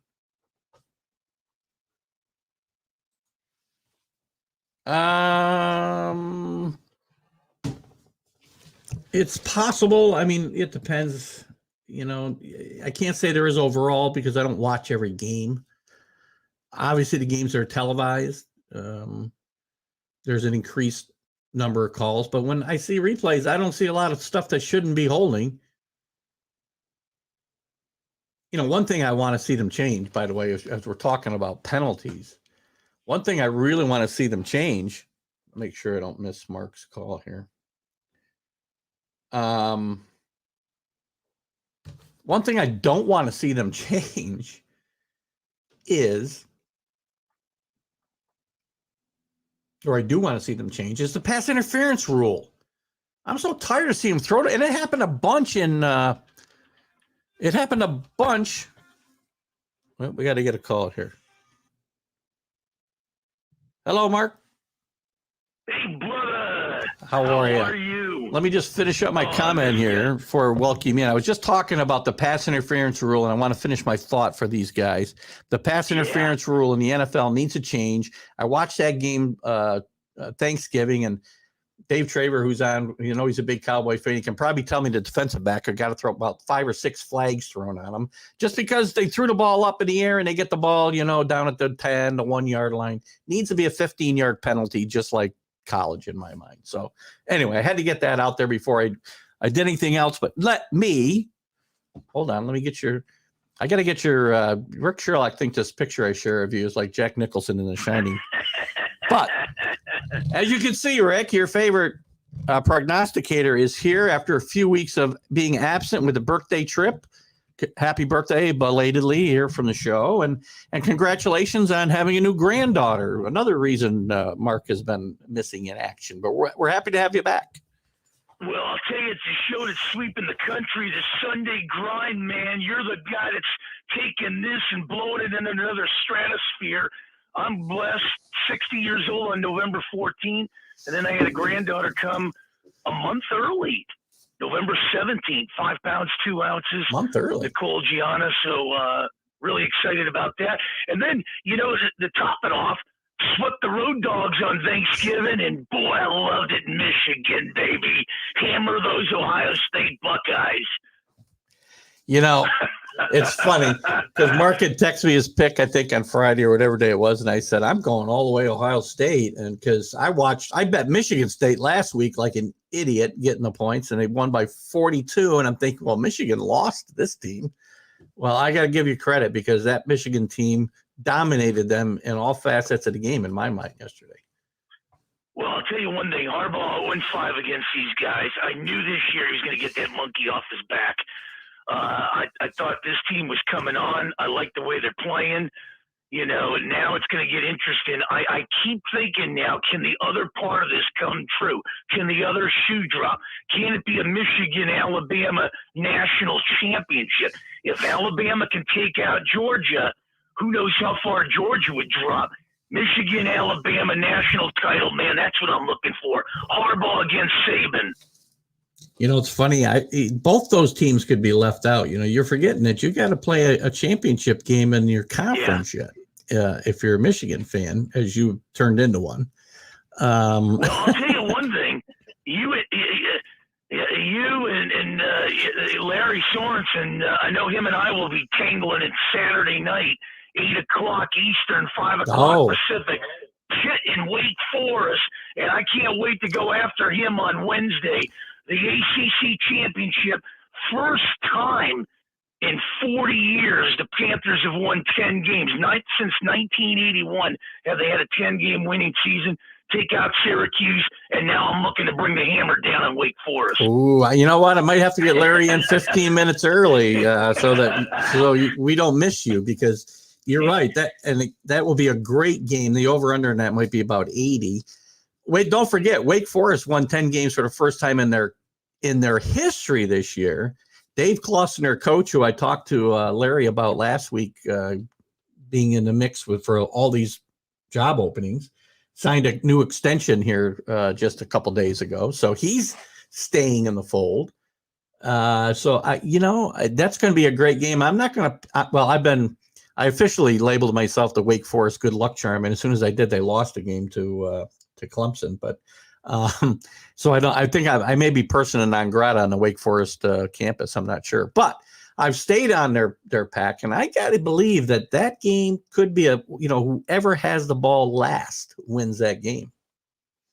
Yeah, and I'll tell you one thing. They're talking in Pittsburgh that Pinkett could be better than Marino was. And I'll tell you, the Panthers are looking good. They'll fall behind a little, but they'll come back. They got resilience. Narduzzi's got them playing good football, and I'll tell you, man, I'm excited. This is the problem with college football, and I was talking to this with some buddies the other day. I don't like this two-loss system. I mean, you got to get 12 teams into this thing, kind of like college basketball. Doesn't matter where you finish. Everybody gives Gonzaga the trophy and says, wait a minute, here comes Duke to knock them off the other day. This is what you need in college football. This is where Pitt can come in here, and get into this realm of things and maybe give some number 6, number 7 teams a run for their money. This is what's wrong with college football. Get this thing up to 12. Get some spirits going. And I'll tell you this, Keith, a lot of people might disagree on this, but I'm going to lay it out there, brash, opinionated, and controversial. I'll tell you this. Get rid of these rivalry games. Nobody needs to see a Colorado play UCLA. A top 10 team plays a top 10 schedule. I'll sit here every Saturday afternoon and watch these games. Well, I'll agree with you to a point. We've had some heated debate here the last on the college football show Wednesday and even today about the expansion of the playoffs. A couple of our viewers don't agree with my take or your take that they need to be expanded. Again, he says some of the argument is, that why shouldn't the top teams be in the playoff? Well, the top teams will be in a playoff no matter how many teams you have. It doesn't matter. They just need to win or they're not the top teams anyway. But where I will disagree with you is these rivalry games, not Colorado, UCLA, but part of the problem with this whole realignment of college football and the SEC rating these schools, and years ago the SEC as well as the Big Ten doing it, is you lose all these regional rivalries. We saw a great Bedlam game yesterday with Oklahoma and Oklahoma State, one of the longest running rivalries in college football. And after next year, there may not be another one because of Oklahoma leaving to go to the SEC. And these are the things that are hurting college football in my mind is getting rid of some of these rivalry games. Again, not the one you use is not the case study that I would use. I'm talking about the Oklahoma States, the Oklahoma Nebraskas, the teams, the games we don't see. Texas A&M. They haven't played since Texas or A&M left for the SEC. Well, here's another thing is Ohio State's got 2 losses. Pitt's got 2 losses. Now, Ohio State might drop at the lower echelon of this top 10. Who knows if they drop out of the top 10. But, Pitt has 2 losses, and they'll probably get it up to maybe 14 if they can. Pitt should be playing Ohio State for the marbles here. It doesn't – I don't understand this whole system where – you got a committee sitting there with suits and ties and basically dictating who's going to drop farther than the other. Let's clear the deck. Let's get rid of the NCAA and let's get a playoff system and get this thing resolved once and for all. Who's the best? And then we can at least say they beat 3-4 teams to get there.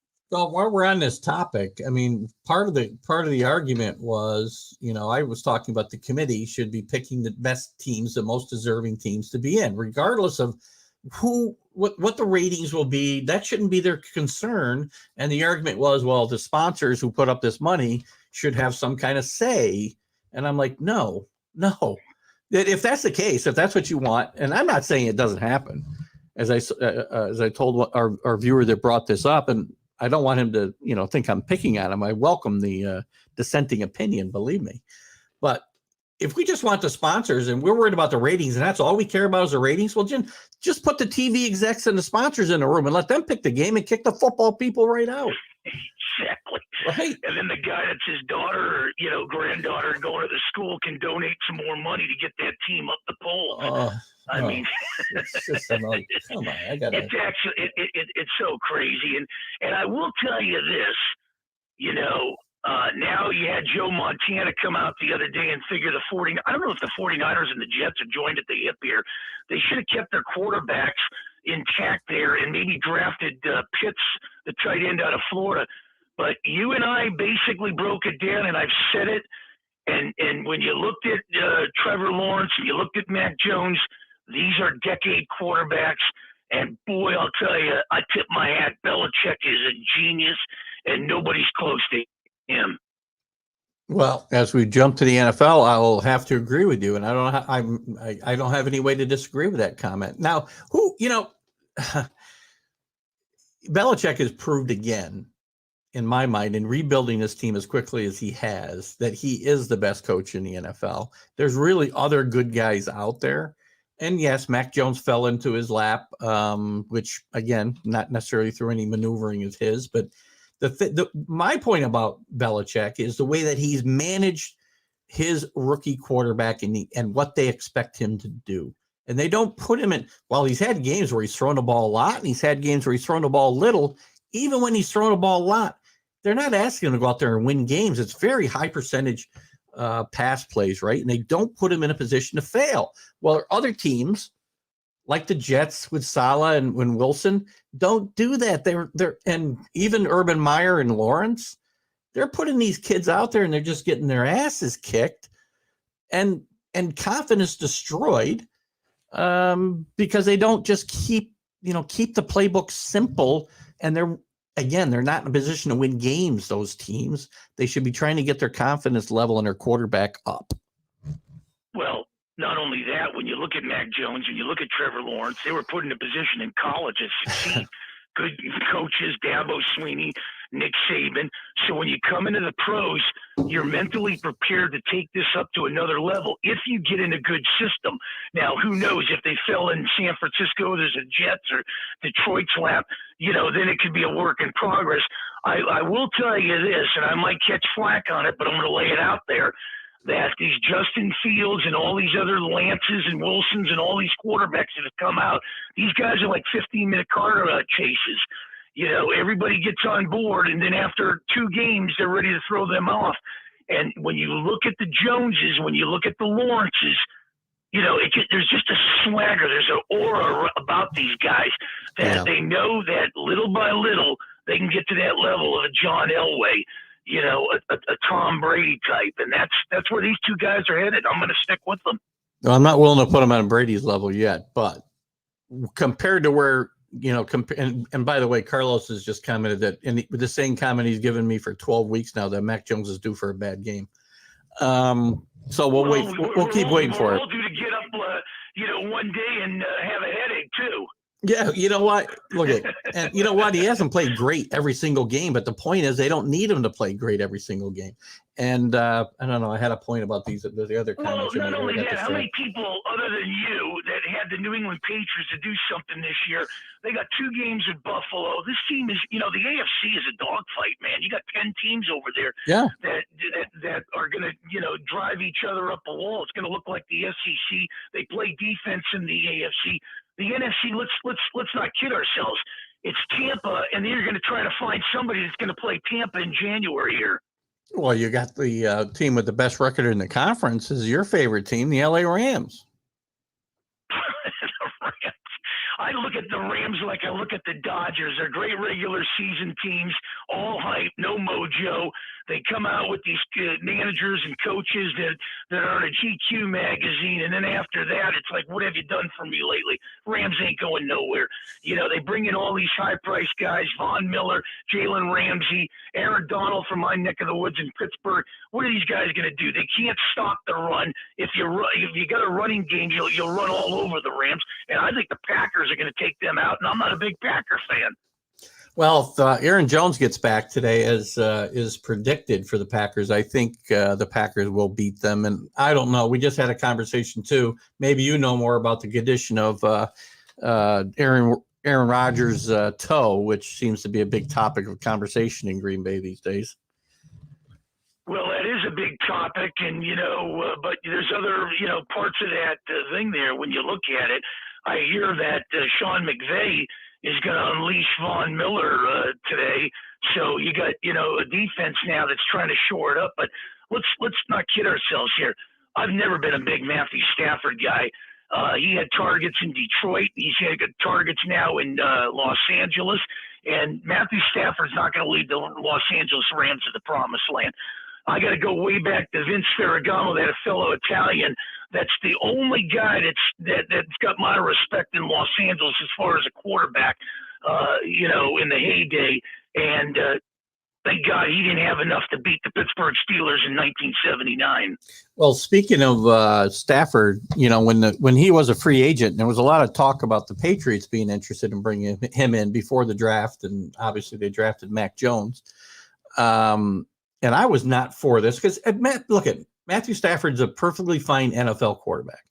But I felt the Patriots already had a Matthew Stafford when they had Drew Bledsoe, who was a really good NFL quarterback, but not good enough to get you over the top. And I think Matthew Stafford falls in that same bucket of that type of quarterback as Drew Bledsoe.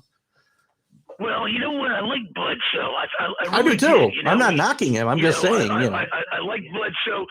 There's a lot of guys I take in this league over Stafford, and I might catch on the flack on it, but I'm going to lay it out there. I like Carr. I take Carr over Stafford, and I'll tell you that the guy that's going to, be right up there with Brady when Brady hangs it up, and they're all going to be chasing him, is Josh Allen. Josh Allen, man. I'll tell you one thing. I don't have to pay an airfare from L.A. to where you are. I can just hop on that dude's football and land in your backyard. So Josh Allen is the next quarterback everybody's going to chase. I'm not interested in the State Farm boys and Rodgers and Mahomes. And, Prescott's not bad. I liked him, Mississippi State and all that. But I'll tell you right now, keep your eyes on Josh Allen. He's going to shatter some records. Well, I know you can't see the comments today because you called in, but Kenny Giffords he said he's willing to bet you a steak sandwich on Stafford, but Rick said he can't get his collect on his. So he's still. Yeah, we'll work it out of Philly. And at Liberty Bell, we try to move them cheesesteaks out, so we're going to be dropping off some Christmas gifts. But I will tell you this. I'm not one of these guys that buys into the hype, Sometimes a local coffee shop has better coffee than the corporate guys like Starbucks. Well, that's a very good point. It's an excellent point. What else? Let me ask you this. What's your take on I got a couple of things I want to ask you about in the NFL. What's your take on the Giants getting rid of Garrett? Is Garrett just a fall guy? Is it I think it was just a bad fit with him and Daniel Jones. I think they made the right move in getting rid of him. I'm not necessarily not a fan of Jason Garrett. I just think this was a bad fit. What are your thoughts on that? Well, I'll tell you one thing. Sometimes you got to keep things in house. You can't stand here and air your dirty laundry. First of all, what Judge did by throwing all the coaches under the bus after they lost is disrespectful in my book.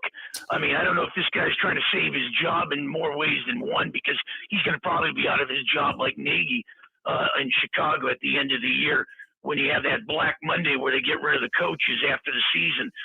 But I will tell you this, Jason Garrett didn't do nothing with the Giants. 2 straight years, that Giant offense hasn't really done nothing.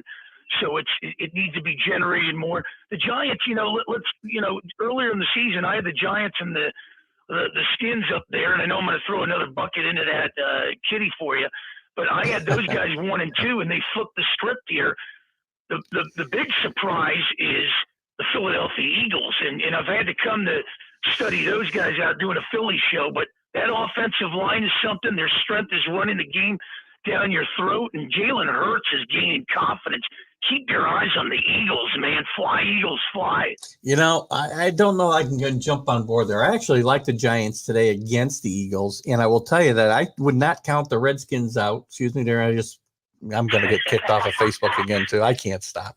But I said early in the year, this team that I thought Henke would be the quarterback at some point anyway, and then Fitz got hurt, and then Henke had to get himself up to speed. They're playing pretty good football right now, and I would not count them out of the playoff hunt or even the division hunt, the way the Cowboys are kind of coming back to the pack. So I think everybody's still alive there except maybe the New York Football Giants. Yeah.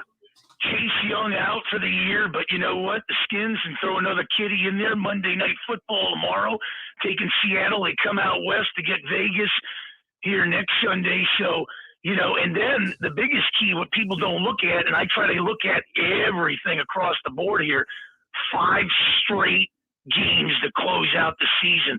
They control it. They get the Cowboys twice, the Eagles twice, and then they get the Giants once. Yep. They will control their destiny.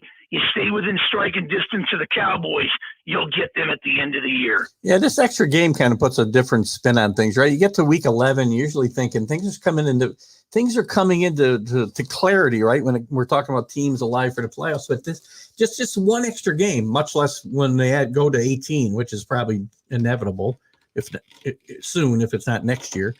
It puts a whole different spin on things because a lot can happen. The Patriots at 7-4, who I'm saying are playing great, and I was going to be happy with them, getting better and getting to 9 or 10 teams or wins and competing for a wild card. Now I'm saying they can compete for the division, but with this schedule they've got in front of them, I may still be hopeful for 9 wins before it's all over. Yeah, well, I'll tell you one thing. The fan base I really feel sorry for, and like I said, turning 60 November 14th, 6 decades before they even had done anything.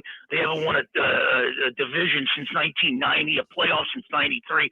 I feel bad for the people of Detroit, man. That's like living in Siberia here. This poor franchise can't do nothing to get ready, to the point where let's get this thing, rolling. And they bring in a coach, Campbell, who's going to break kneecaps and throw people over a cliff here, but I feel bad for the city of Detroit. And now, not only switching gears a little here, going into the NBA, my friend. Oh, good. I wanted to go there anyway. Go ahead. Stewart and James round 2 here tonight at the Staples Center. James basically said it's an accident. Stewart says, no, it wasn't. I think we might have a pay-per-view here at the Staples Center tonight when the Pistons and Lakers get it on. Well, I think it's. I think you're right. I think it'd be very interesting. It's. You don't often see LeBron James in those types of dust ups, but it's interesting to see some life out of the guy like that. What are your thoughts? I did want to pivot because I really haven't had a chance to dive into the NBA on the show at all, and I thought today before we do our picks, we can focus on the NBA in the early part of the season. What are your big takeaways as far as surprises? I'm surprised that the Warriors have kind of, returned to their, without even a healthy Thompson yet, have returned to kind of their previous form after a couple of down years. That's my biggest surprise. I'll tell you one thing right now. The Warriors, you can't keep them down for long. They kind of remind me of the Eastern Miami Heat.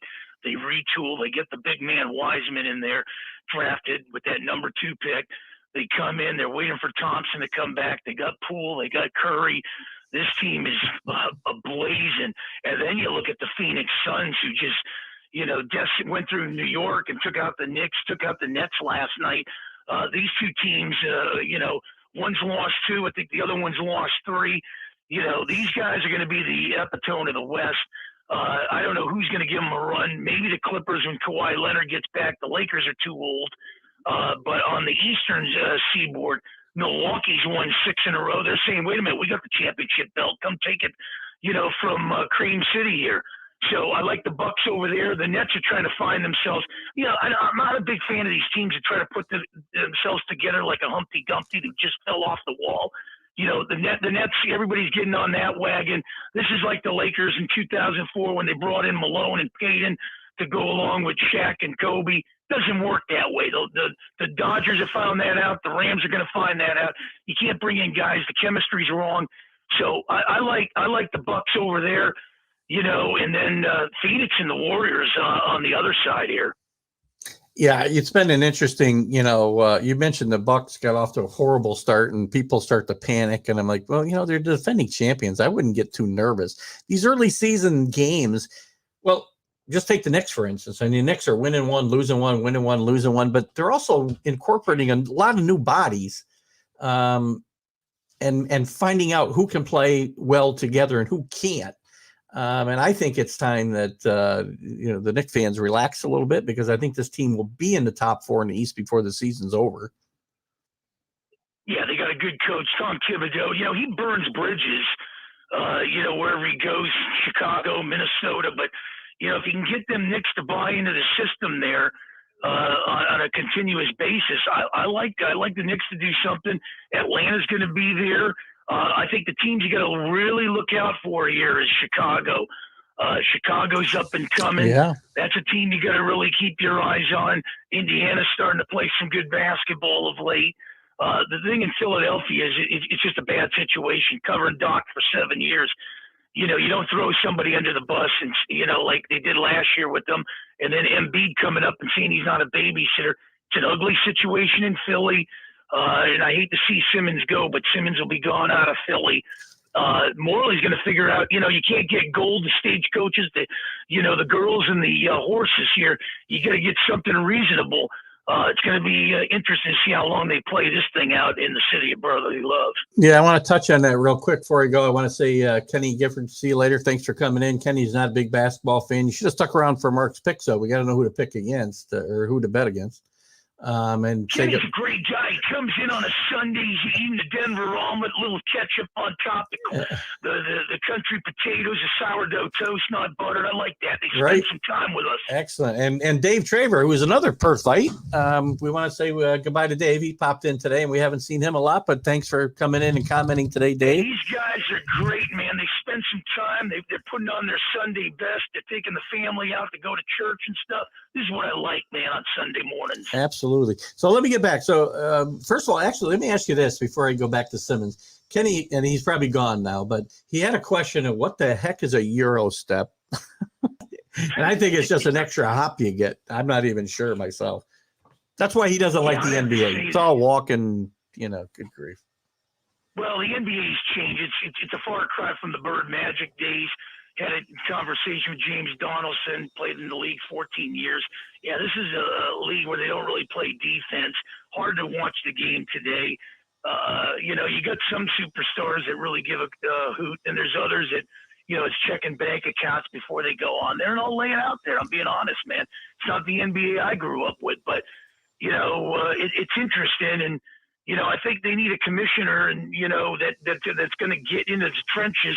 I don't know if Adam Silver is the guy, man. I really don't. I think they need a guy like bring back the Lawrence O'Brien types, those kind of the David Stearns, man. Those guys knew how to, they were visionaries and stuff. I don't know if this guy knows, basically how to take the league and address it. You got to get in the trenches, and he hasn't shown me that yet. Yeah, I agree. Rick actually had a comment about the LeBron James dust up. He wants to know how the guy who got all bloodied and punched gets 2 games and James gets 1. I can answer that. Yeah, LeBron James. That's unfortunate, but I will tell you this. I a couple of things here, and LeBron's been in the news all last week, with the fight, and then the fans in New York were deprived because the Lakers went in there, and they won't go back in there unless they're fighting for the NBA championship. You should have suspended LeBron when he came back to LA against Sacramento. And the other thing is LeBron gets kicked out of the game, or he basically gets the fans kicked out that are sitting courtside in Indiana. I don't know what they said. Block it out, put the earplugs in, get the ice in the veins, and look at these fans sometimes as pylons. You got to go around them, but paying $5,000, who knows? It's a lot of money in Indianapolis to sit courtside. You get these guys kicked out, and then LeBron gets a fine of $15,000 doing a gesture with breaking a board over his leg. So I don't know, man. It's no fun. Sounds like the NFL at sometimes. No fun league, man. No fun league, right? Get people excited, man. I agree. Shoot, I'd be acting like Dick Vitale. I'd be over there high-fiving these guys and everything. You know me. I do. Listen, I've missed you. I haven't been able to do my favorite segment here, which is obviously, let me get our banner up here, because this is what people wait for, right? They wait for who are the locks in the surprises of the week. So I'm going to put it on you while I find my banner. Who is your 2 locks cannot miss picks today? Well, I'm telling you right now, I'm going to hop on you. In that parade that's going through the north end of Boston in my dad's hometown of Rosendale, Mass. I'm sticking with the Patriots. I think the Patriots take out the Titans. Titans are trying to find themselves. Vrabel comes back, not matching wits with Belichick. I think that's one of the locks this week. And the other one is the Cleveland Browns will go into Baltimore tonight. They'll shake the cobwebs. Love Baker Mayfield. They're going to beat the Ravens today. That's my 2 locks. Those are two good ones. Here's my locks today. Pretty simple. Buccaneers continue to come back after their mini slump for a couple of weeks. They're going to beat up on the Colts pretty badly, I think, today. And I do think the Patriots will handle a vastly undermanned Titans offense, at least, and win that game handily in Foxborough. Give us two surprises. Don't be surprised if this happens, Mark. Well, I'll tell you one thing. The Eagles going to New York, man. They're on a roll, man. I love them, man. You know, you got to follow them and you got to study them. And them fans out there, man, they're brutal, man. They boo Santa Claus in Philly. They'll throw cheesesteaks. They'll hang outside a radio station out there, man. But I'm taking the Eagles in this one. Don't be surprised if they go into New York and beat the Giants. Giants trying to find themselves. Garrett's gone now. Who knows? Judge is probably going to do the play call. And I don't know what's happening in New York these days. But I like Philly. The other one is don't be surprised if Mike Tomlin figures out how to beat Cincinnati. So they go into the Queen City and they put one on the Bengals. Steelers got to do something, man. Lethargic of late. I know they came back in the fourth quarter against the Chargers, but you laid an egg. I think maybe it's time for a new voice in Pittsburgh. A lot of people might not agree with me, but don't be surprised if the Steelers beat the Bengals. Well, I'm going to be going against you on one of my don't be surprised if. Don't be surprised if with the new play calling, whoever it is doing it in New York, has a difference today, and the Giants at home, a home underdog, beat, I think, a bit of an overrated Philadelphia Eagle team. That's my number one. And number two is don't be surprised when the Jacksonville Jaguars get their third win of the season and beat future Hall of Famer Matty Ice at home. Getting points again. There's my two picks. So a lot to going on, a lot of football. We're going to see if catch up with you Wednesday night, obviously, in the college football roundup. We'll do that. Tell us a little bit about the rest of your week and what's going on in well, I'll tell you one thing. The Liberty Bell Smack on Thursday, Kim Blyleven, Bert Blyleven's daughter will be on that along with Jeff Juden. Former Philly will be on that show too, so that's a good one. And we just locked in Lenny Dykstra for one of the shows. That should be an interesting show. We just won't mention Ron Darling too much. Rick. Yeah, don't mention Ron Darling. Liberty Bell Smack, Mary Ann and Sally got to kind of reel me in there. I go off. I'm out there in the crowd. I'm tearing the Rocky statue down, throwing the cheesesteaks out, hanging out with everybody in the green and white there, man. You know what it is. You got to come on that show. I keep telling you, man. I got to make the call. I haven't had I've been so busy with so much going on, but I'm going to make myself a note on my Monday to-do list to call Mary Ann and get this done. Yep, definitely done. And, working. Thanksgiving, that was part of a Houston show. They said, Mancini, can you get on here? I said, oh, geez, do I need my horse, Stetsons, and lizard boots?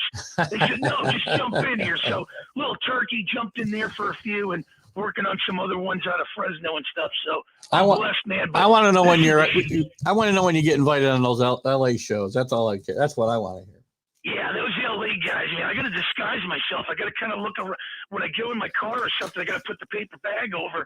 Got to look like the unknown comic, These guys will start hanging me. It'll be a lynch mob behind me. All right, Mark, listen, thanks for coming in this morning, getting up early for us out there in Los Angeles. I forgot you lived in Los Angeles. Good grief. Yeah. Stay safe in your bunker. As I part company, would you tell Larry I got the championship belt? Come get it Wednesday night. I will say, Larry, I got to have you on at 7:30, not 7:45 this week, just so we can have this little duke out. He's a Michigan fan. By the way, you'll like this too. He's a Michigan alum, so you got some. Oh yeah, go Wolverines, man. Yeah, it's gonna be interesting, boy. It's gonna be fun Wednesday. These listeners, you're sweeping the country, man. I'll tell you. You start out like a spark, and then it turns into a grass fire. You've created a forest fire, my friend, on Sundays here. Well, I appreciate the kind words, and listen, we'll see you Wednesday with some more college football talk. Have a great weekend. Have a blessed one, my friend. Thanks. Thanks. Bye-bye. All right, guys, listen, we're out of here. Been a great day. I got to get west to watch the game. Rick Sherlock, pop up. I'll buy you a beer. We'll see you Wednesday night with the college football huddle. Mark Mancini will be with us. Larry Sorensen will be with us. We'll preview that ACC championship game and all the conference championship games.